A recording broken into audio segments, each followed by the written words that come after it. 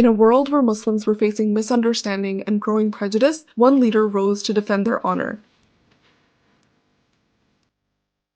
Imran Khan, the voice of around 2 billion Muslims. At the United Nations and other global fora, he fearlessly spoke against the rising tide of Islamophobia. He defended the dignity of Islam and the sacred honor of our beloved Prophet Muhammad, peace be upon him. The Prophet lives in our hearts. When he's ridiculed, when he's insulted, it hurts. As we human know, we human beings understand one thing: the pain of the heart is far, far, far more hurtful than physical pain.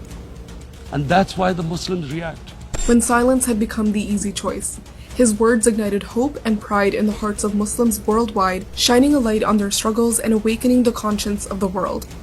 After 9/11, the word Islamic terrorism, Islamic radicalism.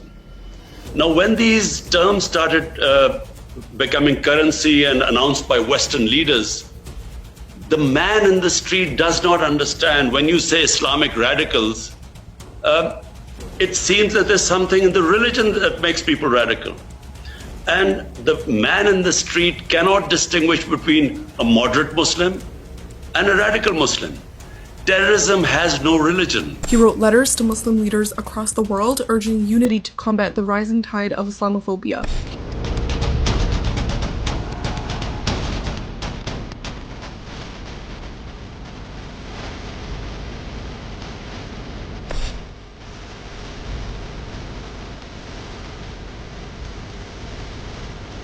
His call for collective action echoed in every corner of the Ummah.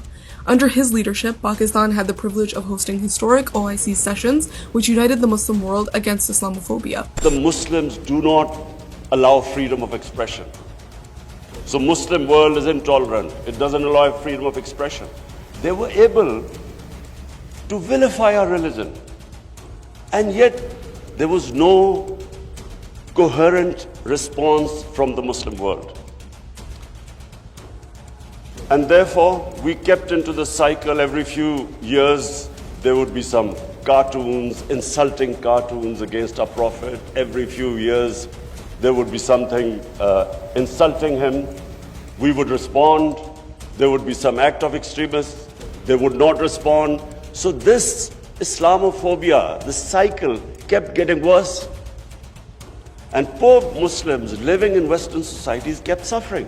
Because of his unwavering courage and relentless efforts, This assembly should declare an international day, combat Islamophobia, and build a coalition to fight the scourge that splits humanity. March 15th is now recognized as the International Day to Combat Islamophobia, a historic milestone inspired by his vision, his voice, and his stand for truth. Imran Khan didn't just speak for a nation, he stood for an entire ummah.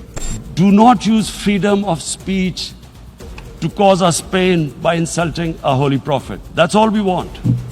A global leader who stood firm when it mattered most. He proved that when one man stands for justice, the world is compelled to listen.